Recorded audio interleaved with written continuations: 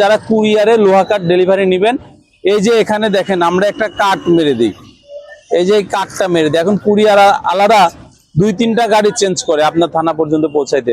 অনেক সময় উঠানামা করাতে গেলে এটা অনেক ওজন ভাই, এটা 2-3 জনে নেওয়া লাগে।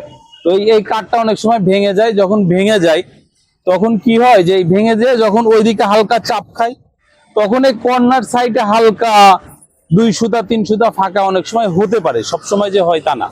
এবং হলে মানে আমার অভিজ্ঞতায় যেটা বলে যে ওই কাস্টমারের বাবা বা হচ্ছে আশেপাশে মিস্ত্রি বলে কি চৌকাঠ আনলেন, যে ভাঙাচোরা চৌকাঠ নিয়েছিলেন। আসলে কিন্তু আমরা ওইরকম ডেলিভারি দিই না, আমরা ডেলিভারি দিই একবারে 100% পারফেক্ট। কুরিয়ার আলারা যখন এটা নেয় তখন অনেক সময় দেখা যায় যে 10 পিস নিলে 2 পিসে এরকম সমস্যা হতে পারে, আমি সেটাও বলে দিলাম।